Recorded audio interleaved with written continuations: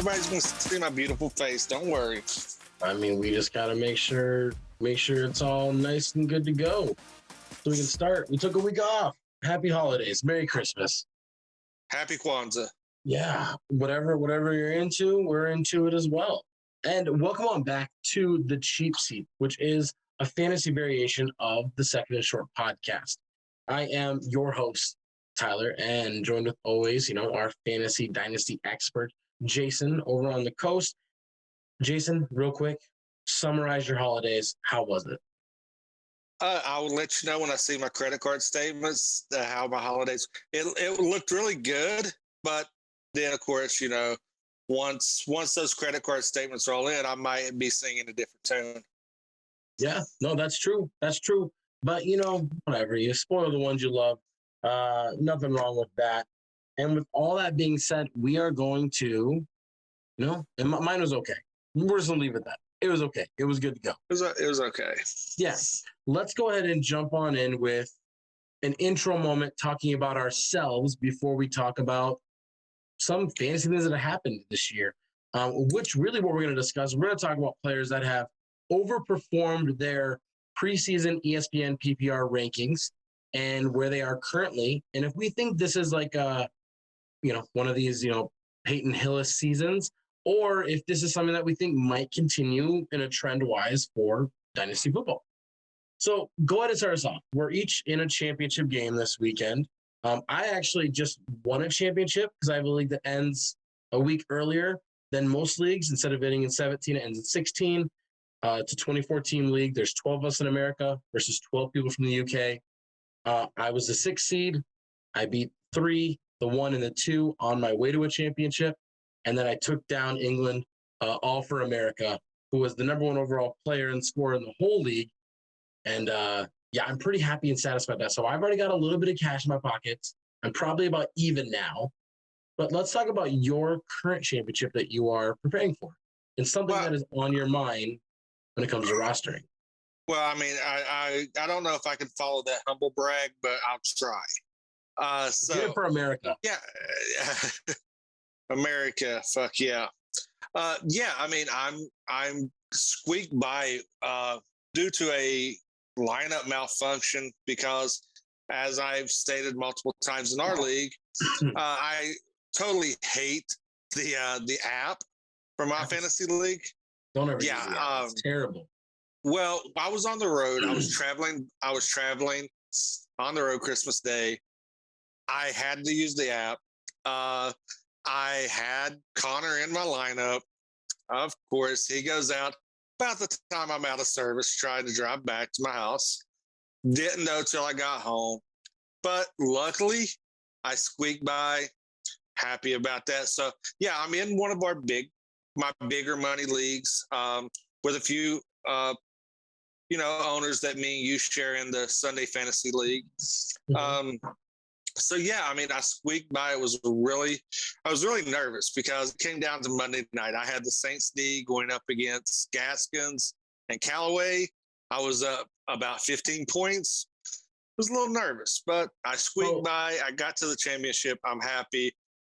Now the only thing that's on my mind is what am I going to do at receiver and tight end if restrictions continue? So real quick, before you keep going, let me stop and let's kind of talk about let's talk about this week. Let's zone in, focus on here, and let's see if there's a way that we can maybe come together and fix, maybe find an optimal lineup.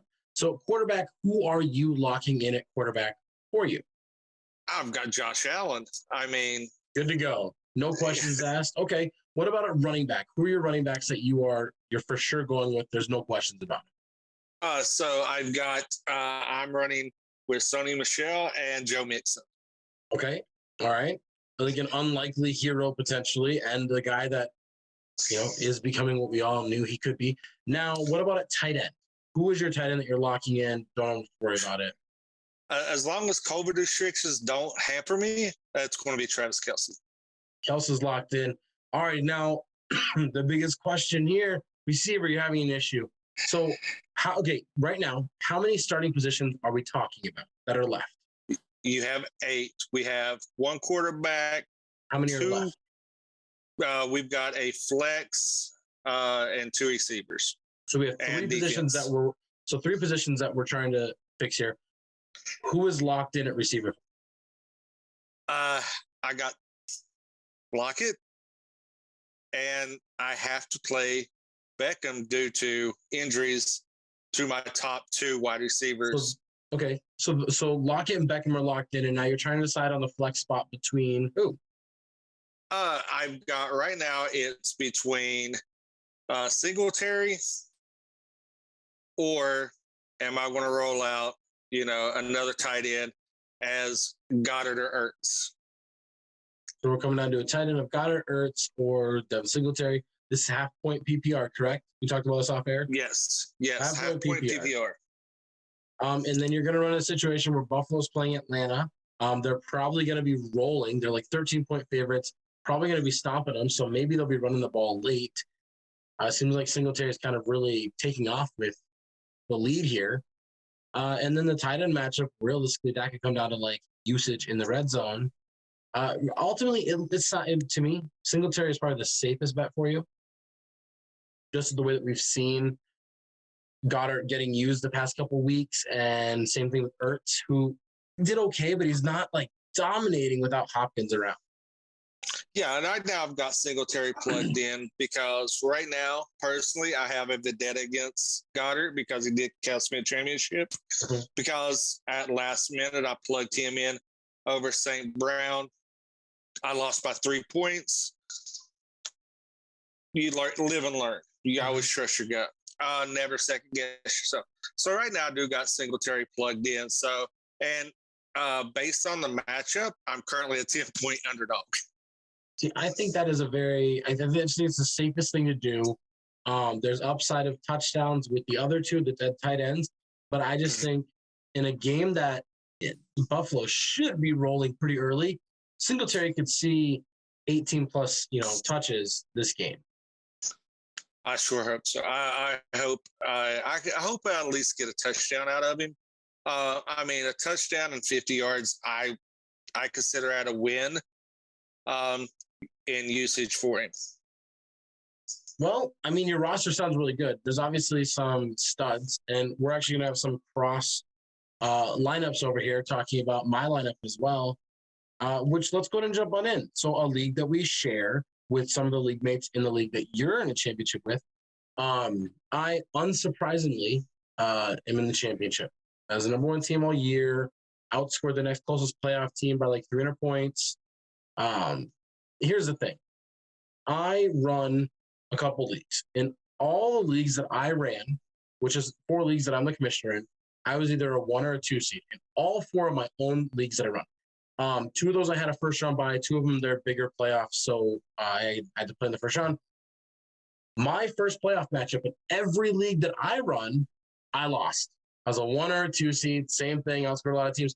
I lost in 2 quarterfinals as the 1 seed, and I lost in 2 semifinals as a 2 seed.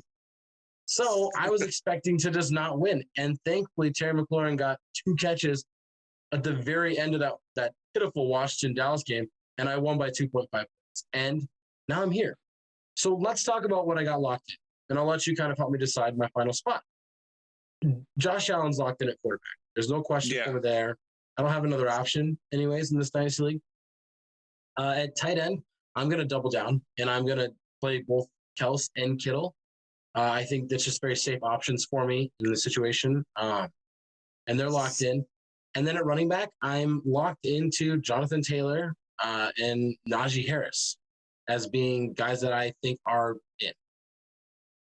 And then at receiver, I have Justin Jefferson and DJ Moore, again, locked in. Especially with the news of Sam Darnold starting over Cam Newton, I think that's going to favor DJ Moore even more than it did before. Yeah. So it comes down to my final spot. And granted, I could kind of move some of these around. And this is a very humble brag right now, just listing off this roster dynasty. But Dalvin Cook, he's cleared to come back. He's going up against the Green Bay Packers. But I also have, Terry Mclaurin, who's going up against Philadelphia Eagles. And so I have 2 options there on who I could go with. Now, Terry's had some down games, which almost leads me to believe that he's going to pop off. And Dalvin Cook's coming back from injury. And last time he came back from injury, he destroyed on like Thursday Night Football. So what do you think I should do? Because this is a league that we share. So if I win, the podcast wins, which means you get a win, which means you also beat the league champion in the regular season. Yeah, I'm just glad that you pointed that out. I got you. I don't have to remind our listeners that I did give you one of your losses in the regular season. I'm going to go with Cook. I don't trust Mclorn right now. Reason why I'm going with Cook, he's coming back from injury, so he's rested. It's a divisional game. Vikings are still fighting for a playoff spot. Packers, not so much. They're in. They're not.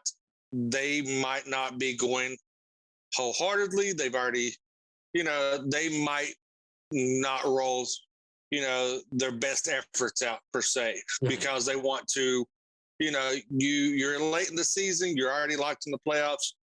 Teams may be taking their foot off the gas, because once you lock that playoff spot, you start thinking about how deep in the playoffs you can go. So with Minnesota still fighting for position, we just got the news about Adam Thielen having season-ending surgery. Yep. So the weather conditions would be favoring the running game. So I'm going to lean more toward Dalvin Cook. I think Matson gets mixed in a little bit more, but I think with the volume that Cook is there, you've got to lean on that, because I don't trust Mclorn anymore. It's tough to say that, but after 2 straight duds going into a tough divisional matchup, I can't trust it. Let's do a dynasty sidebar right now. Let's deter from this, come right back in with what you're talking about. Terry Mclorn is kind of this guy that everybody was looked at as he's a wide receiver 1. He has potential to be a top 12 guy in most formats, especially PPR. He's the number 1 target in Washington out of everybody. He's hard to get, but now this season has kind of pushed him down a little bit. I'm going to say it right now, it's very bold and everything. My early go buy now is Terry Mclorn. As soon as your trade window opens in your dynasty leagues, go and get him, because I think his value is going to drop, where if you are a top 3 team in your league and you're going to have picks 110 through 112, send that first round pick for Terry straight up. And I think you're going to reap the benefits in those leagues. The owner might not want to push away with it, but I think they are going to be, especially during the dynasty draft season, they're going to be more willing to let him go after a down season, especially with the hype of rookies every year. You might be able to snag Terry Mclorn for what would be the next year's wide receiver 6 in rookie drafts.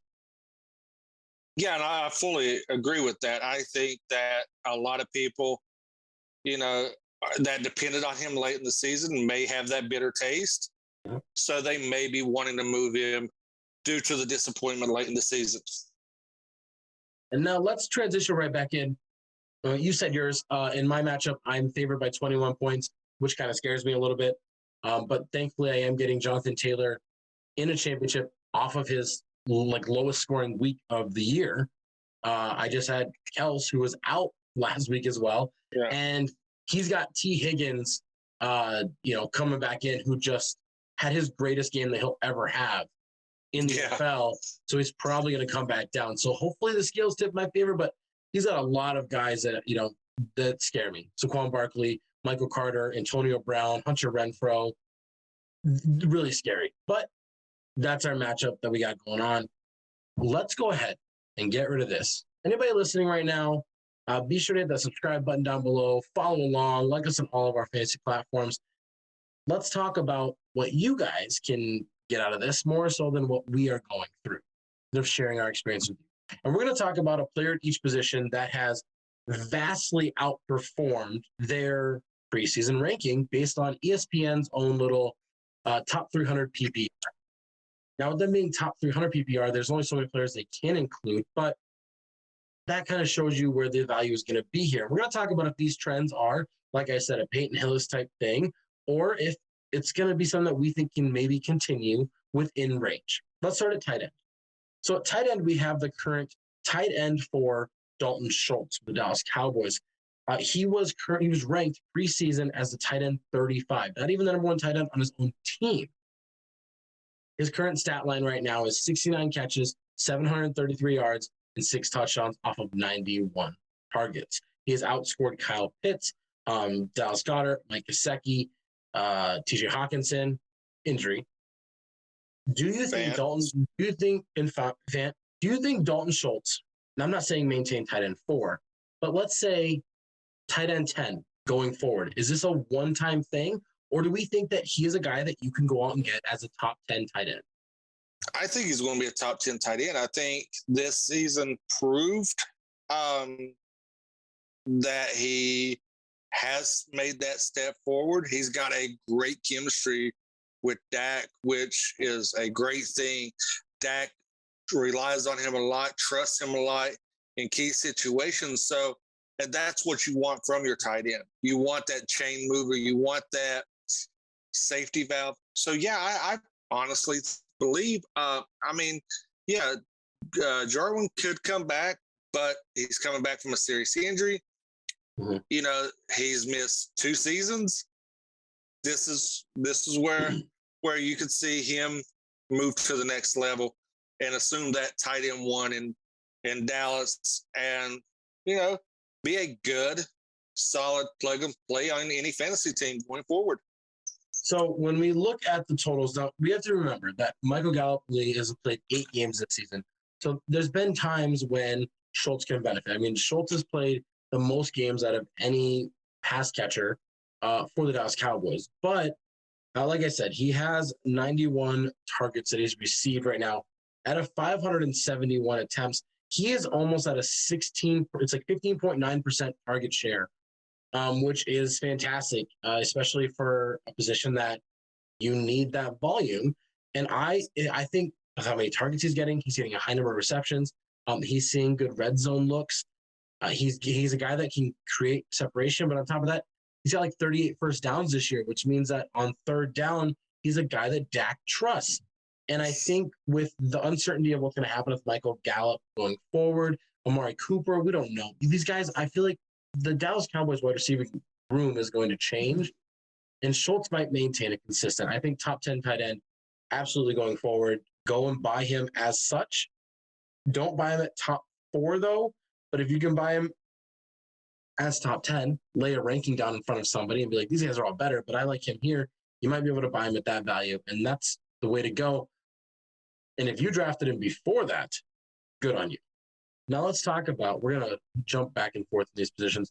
Now let's talk about the quarterback. Now the quarterback, we talked about a lot of guys. I mean, we're sitting here saying Jalen Hurts, pretty impressive, but there was a lot of predictions on that this year. We can talk about Joe Burrow, but I mean, Joe Burrow just came off of like the most electric offense in college and then tore his ACL. So like if he didn't do that, maybe he would have been displaced last year. Kirk Cousins, currently quarterback 9 based on ESPN's standard point scoring, averaging 18.6 points per game. He was preseason quarterback 22. So barely, if you roster 2 quarterbacks, he's in that cusp range where he might not even been drafted at all as a top 2 quarterback on your own team. And he is just stellar. Stat line. He's got 3,900 yards, about 4,000, 30 touchdowns, 7 interceptions. Fantastic. He's also got a rushing touchdown as well. But 30-7, like that's Aaron Rodgers numbers when we talk about that. We're talking in the 30s plus a single-digit interception range. Insane. Can he maintain a top 12 quarterback trend? Yeah, and you also got to look. He's been without Thielen this year. Mm-hmm. He's been without Cook a few games. He doesn't, he has a inexperienced tight end, and he's still putting up solid numbers. So, yeah, I look at him in that cusp of that QB12 as a starter, not a definite plug and play every week, but a definite consideration that you're going to get production. So, yeah, I think he can maintain this. I don't see any reason why, especially once if he has everyone around him healthy, they beef up that offensive line, that trajectory is going to increase a little bit. Well, I'm going to counter argue with you. Now, while I do believe Kirk Cousins does not get the respect that he deserves, and I think that him playing at this high level makes sense. And we're looking at a guy that is giving what he's thrown the ball. Let me look real quick. 539 times at a 66% completion percentage. That is stupid. That is so many. He's about to throw over 600 times. I don't understand how these guys can do this year in and year out. He's not getting the yards, but the fact that he doesn't turn the ball over is pretty impressive. He is currently right now, what do we got? He's currently number 7 in attempts thrown right now. He's got a better completion percentage than about 2 guys ahead of him in that range. Here's my thing. I think that some of the younger guys they're going to get better. I don't see Aaron Rodgers, Tom Brady, Stafford falling down. And then I think our middle tier guys of like the studs of Josh Allen and Patrick Mahomes are going to maintain. I don't see Kirk Cousins being a QB1, but I do think he's a guy that if you decided to, in a dynasty startup next year, decided to wait on the quarterback position, you can trust him as your own quarterback 1 and a guy that you can think he'll probably finish in the 12 to 16 range. That's okay. Like if he's just shy of QB1 status, that's okay if it means you can get studs in other places. Because his points per game, like I said, are 18.6. If we just go up to Jalen Hurts, he's 21.4. He's just above as a QB5 right now. That's 4 spots. And that's not even 3 full points ahead of him per game. So I'm going to disagree that he's a QB1 going forward. The potential is there. The attempts are always going to be there. But Adam Thielen gets another year older. We don't know what happens with KJ Osborne. Dalvin Cook's body keeps taking beat downs. And as much as we want to say the offensive line could be fixed in Minnesota, they don't do it enough. I haven't seen a top-tier offensive line in Minnesota since Adrian Peterson. And so for me, if you can snag him in the QB 16 range, do it. He's a guy that you can trust and rely on, but don't buy him as a QB1. That's me. Now, let's move on to the next part. Do you want to talk about running back or receiver? Probably running back. Yeah, let's say receiver for last. Because it's so stupid. It's dumb. I don't even get it. So James Conner, running back. He is currently running back 7, averaging 16.5 points per game. He was pre-ranked in the preseason as running back 33. He's a guy that got looked at as can't start in Pittsburgh anymore. They're going to go off and draft, Najee, which we all knew they were going to do. They let him go, even though he's like a fan favorite because he has a great story. And he goes to Arizona, and everybody goes, well, he could be a good backup. Maybe be a good goal line back. We're looking at like a 400-yard season, 8-9 touchdowns. He's eclipsed all that. Stat line before you jump on in. He's got over 200 total touches, over 1,000 total yards, 7 on the ground, over 3 in the air, 31 catches, and he's got 16 total touchdowns between 14 on the ground and 2 in the air.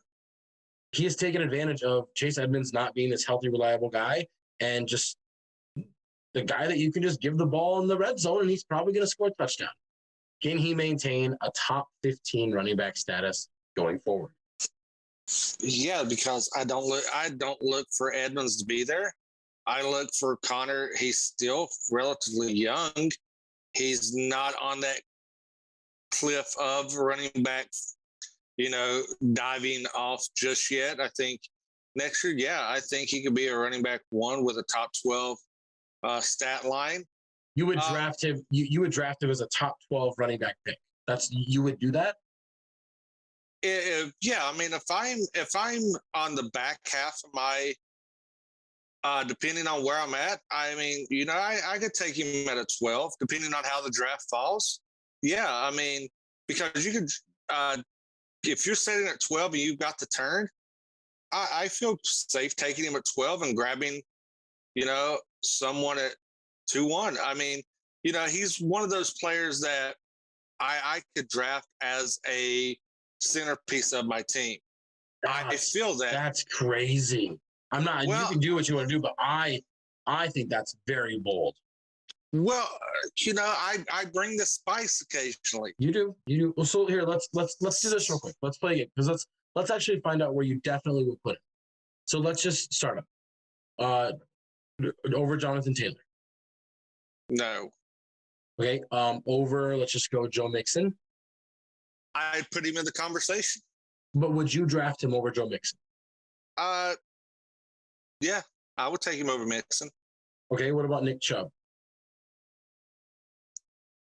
Yes. Dalvin Cook? No, I would take Cook over him. Najee Harris? I would take him over Najee. Derrick Henry? Hell no. Well, I have to ask. We're going to Christian McCaffrey? Yeah, I would take him over McCaffrey. Simply. No, based on McCaffrey's injury history, I would, because I no longer trust McCaffrey. Okay, Barkley? No, I would take him over. I would take Barkley. Okay, Zeke? Yes. Gibson? Yes. Javonte Williams? Yes, currently, yes. Austin Eckler? No. I'm running out of names. Aaron Jones? Yes. Alvin Kamara? Yes. David Montgomery? No, I have a thing for Montgomery. I love Montgomery. Okay, and DeAndre Swift? No, I put him right there. I put him and Swift really close, but I would give the edge to him. So right now, if we were doing our rankings, you would rank James Conner going into next year as your running back. All right? Yeah. No, we're good. Yeah. You guys have heard it. You've heard it. This is a train. Jason is on the Conner train. I love James Conner. I really do. I think he's a good guy in the NFL. I call it like guys that have like good stories and then you don't hear bad things about them. I call them the good guys in the NFL. You know what? Maybe. I mean, the volume's there. He's on a really good offense. He's on a really good team. Maybe. For me, I think he's in the running back 2 range. I do think he has took Chase Edmonds' position and spot there, and I think he should be drafted as a top 20 guy going forward. In dynasty formats, I might push him down a little bit more just because I like to draft the younger running back and just run that wave. But, interesting, but I like it. Spicy. It's spicy. Now let's talk about a guy that got no love or respect from ESPN at all. Like the ultimate disrespect. We're going to talk about wide receiver Hunter Renfro. Now, we're talking about Hunter Renfro over Cooper Kupp because here's the thing. Cooper Kupp was preseason wide receiver 19. And then he ends up finishing as wide receiver. He's wide receiver 1 right now. But Robert Woods did tear his ACL a couple weeks ago. So that kind of takes some stuff away. We saw Cam Akers tear his Achilles preseason. So that kind of adjusted some things. He made an 18-point spot jump, which is fantastic. Deebo Samuel is like the current wide receiver 4. He made like a 30-point jump, right? That's fantastic. Jalen Waddle is like the current, I don't even know, wide receiver 11, and he made like a 30-point jump as well. Who made a bigger jump than that? Hunter Renfro. He wasn't even in their top 90 preseason. He wasn't. They had Henry Ruggs, but I get it. And then, which I guess Renfro does benefit from. And they had Brian Edwards in there as well. Hunter Renfro ranked outside top 90. He is current wide receiver 12 at 14.8 points per game. And here is his fantastic stat line. He has had 114 targets, 92 catches for 949 yards and 6 touchdowns. He is not your typical slot guy that just gets a lot of catches and doesn't score. 6 touchdowns is a very respectable touchdown rate. Yeah. 100%. Most time you see these guys, unless they're like Julian Edelman, we see them with like 3, 2, 4 maybe touchdowns. Do you think Hunter Renfro has solidified himself as a top 15 dynasty wide receiver going forward? No. I love him. Don't get me wrong. He's my Wes Welker 2.0. What about 16 to 20 range? Would you put him in there? Yes, like low end wide receiver 2. Okay. Yes, low end wide receiver 2, definite plug play flex. Reason being, Waller's been out, which has been a fit, and I'm trying to think of the best way to put this, and all the troubles of Henry Ruggs, which he vastly benefited from. That catapulted him right into their wide receiver one role. So with that being said, I definitely put him in the mid wide receiver 2. Definite flex plug and play. If you can snag him late fourth, between the late fourth, mid fifth, I think that's value for him. I'm going to put him in the top 60 because you're going to see your wide receiver runs happen between 3 and the end of 5. Typically, especially unless it's me and you, and we go, our strategy is the 3 running back strategy. But he's somebody that you can definitely rely on. I mean, he's a PPR monster. So yeah, I mean, I'm going to put him in that mid wide receiver 2 tier. Definite plug and play flex. Well, I think that's fair. I think drafting him around that range is totally fair. The thing we have to remember is Darren Waller's going to hit age 30, which against tight end doesn't really matter. Hunter Renfro just turned 26, fresh 26. Like, he doesn't age until the end of the season. So he'll be going into, playing at age 26 this entire next year. I think he is a guy that you might have to kind of stay away from, unfortunately. If his ADP rises to like a top 10 to like 10 to 15 range, I think you got to avoid him and go somewhere else, because when I draft in startups, I look at, will this guy's value increase based on where he's drafted, and can I get a better return based on that a lot of times? I really don't draft the roster looking at this is how I'm going to build my dynasty team going forward. Really, like, this is my pieces. I look at it as, can these guys give me more in return in 2 or 3 weeks through a trade than they can now? And I don't think Hunter Renfro is going to be able to do that for you. I think you're going to draft him way higher than the value you're going to want in return. He's going to get drafted around guys like Jalen Waddle, Devonta Smith, who you're going to want on your dynasty team more and are worth more. Now, if you do get him in a good position as like your wide receiver 3, you are golden, because I think for the next 4 or 5 years, well, that's probably maybe a little much. For the next 3 years, he's going to be a guy that's going to get 100 targets every year for the next 3 years minimum. 100 targets, that's where he's going to be at. I mean, if we look at his career stats, and this is with last year with Ruggs around, he still had 77 targets. Without Ruggs, obviously it's increased. Ruggs isn't going to be there next year. I don't see the Raiders going out and drafting a receiver. They got bigger issues out there. But I just see him as a guy that Carr has developed a relationship with, and it's going to continue going forward. Top 15 is too much for me as well to bite the dust on.